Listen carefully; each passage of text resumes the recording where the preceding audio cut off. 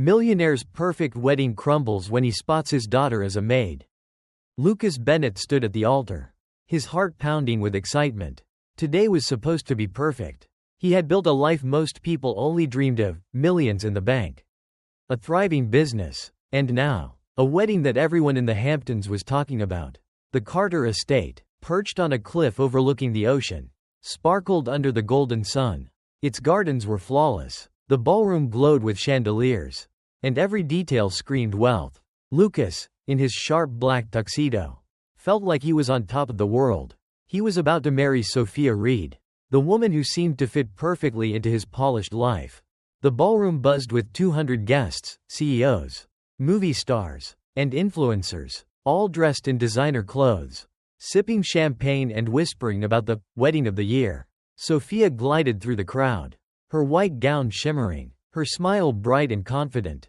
Lucas watched her, proud but nervous. Everything was falling into place, just as he'd planned. The ocean waves crashed softly below, and the air smelled of salt and roses.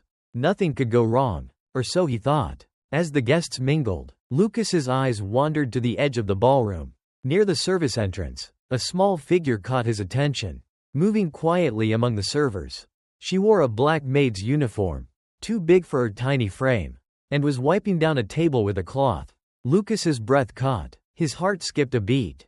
It couldn't be. Not here. Not like this. But as he looked closer, there was no mistake. It was his 5-year-old daughter, Chloe. Lucas's mind spun. Chloe, his little girl, was cleaning tables at his wedding?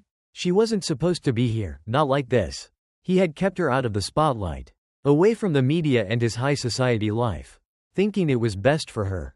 But this was wrong. His legs moved before his brain caught up, carrying him toward her. The chatter of the guests faded, replaced by the thud of his own heartbeat.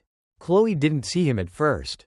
Her small hands trembled as she scrubbed a table that was already spotless, her brown ponytail swaying with each movement.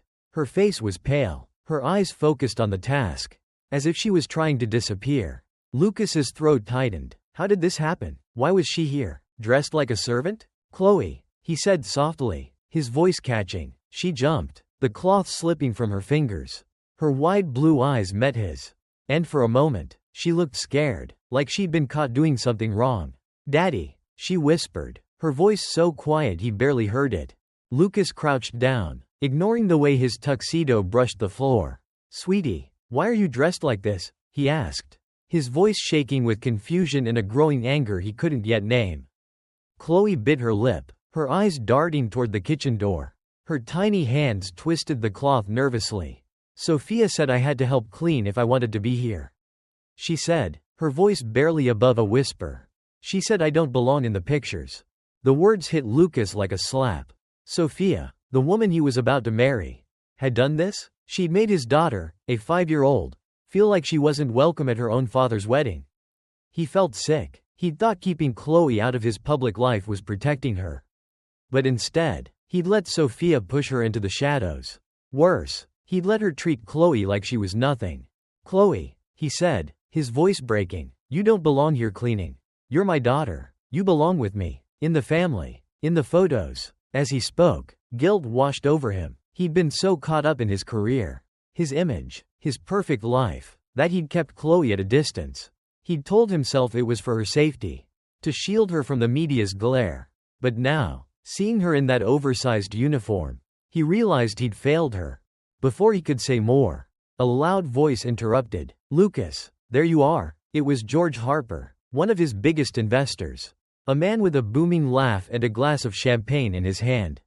Lucas forced himself to stand, his eyes still locked on Chloe. Just a second, George, he said, trying to keep his voice steady. He crouched back down to Chloe, his heart racing. I'm going to fix this. Okay, he said, his voice firm but gentle. You're not a servant. You're my little girl, and I'm so sorry. Chloe didn't smile. Her eyes flicked nervously toward the kitchen, and she whispered, Sophia said I have to stay hidden. Lucas's anger flared. Hidden? His daughter? No one should make her feel like she didn't belong.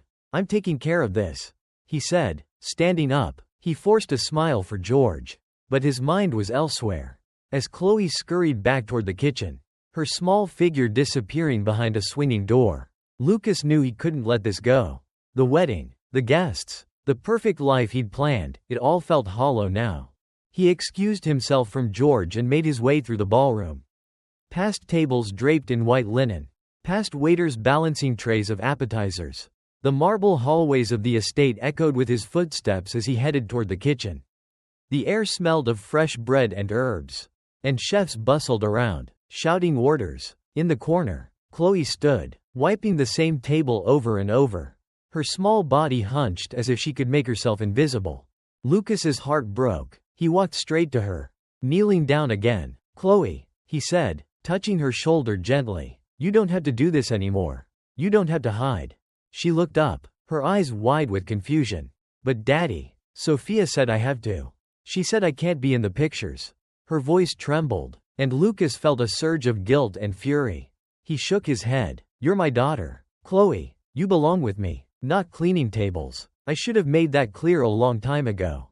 I'm so sorry." Chloe's face scrunched up, like she wasn't sure what to believe. "I just wanted to be with you at the wedding," she said, her voice small. "I didn't want to be left out." Lucas swallowed hard, fighting back tears. He'd been so blind, chasing a perfect life while neglecting the one person who mattered most.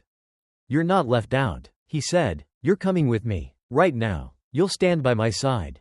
Where you belong." A shadow fell across the room. Lucas looked up to see Sophia standing in the doorway, her gown catching the light, her face calm but cold. "What are you doing?" she asked, her voice sharp. She barely glanced at Chloe, her eyes fixed on Lucas. "I'm taking my daughter to the wedding," Lucas said, standing up, his voice steady. "She's not a servant. She's part of this family." Sophia's lips curved into a tight smile, but it didn't reach her eyes. "Lucas, don't be ridiculous. Everything's planned, the photographers, the guests. We can't change things now." "I don't care about the photographers," Lucas snapped, his voice low but firm. "This is my daughter. She's not staying in the kitchen."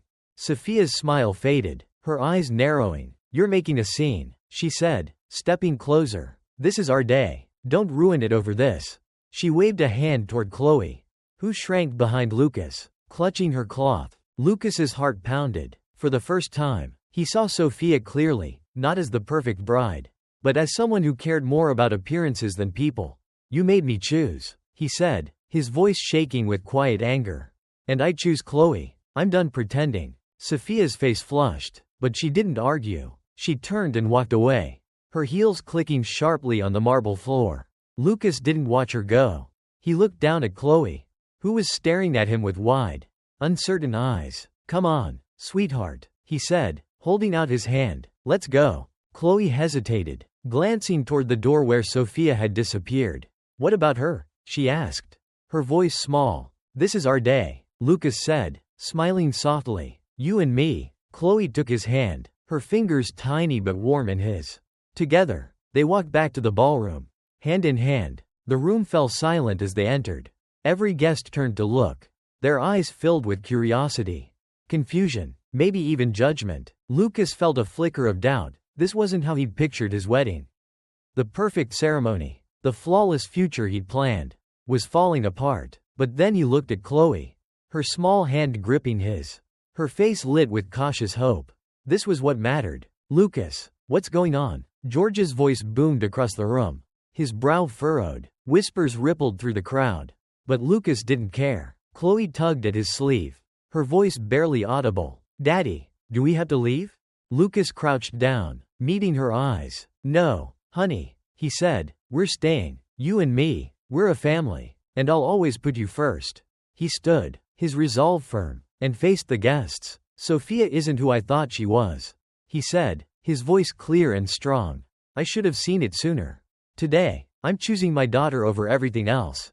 The room was quiet for a moment. Then a murmur of support spread. Some guests nodded, others whispered, but Lucas didn't focus on them. He looked at Chloe, who was clinging to his hand, her eyes brighter now. Then, a voice cut through the crowd. "Lucas, wait." It was Sophia, back in the ballroom, her face a mix of anger and desperation. Her perfect composure was gone, her gown no longer hiding the tension in her posture. "You're making a mistake," she said, her voice tight. "I've worked so hard for this, for us. You can't throw it away." Lucas shook his head. You don't get it, Sophia. I thought I wanted this, the fancy wedding, the perfect life, but I was wrong. I want a real family. And you showed me you don't want that. He paused, his voice softening but firm. You hurt my daughter. I'll never forgive you for that. Sophia's face reddened, her hands clenching. You'll regret this, she said, her voice sharp. You're walking away from everything. I'm walking toward what matters.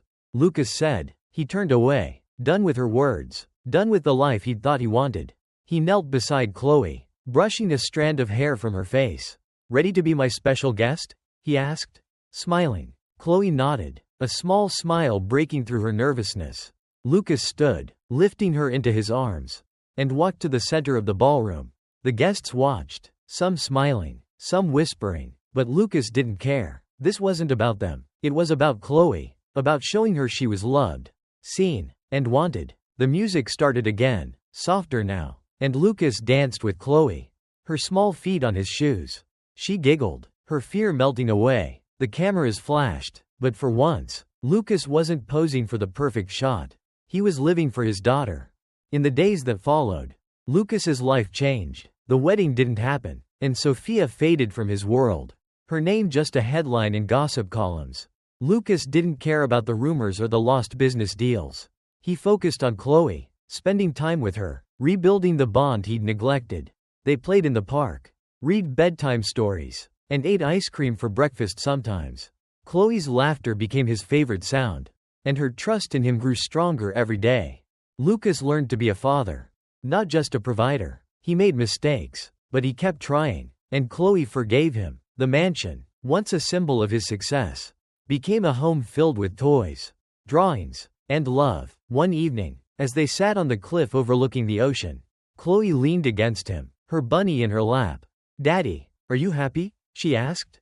Lucas smiled, his heart full. Yeah, sweetheart, I'm happier than ever. And he meant it. One moment at a wedding had shattered his old life, but it had given him something better, a real family, with Chloe at its heart.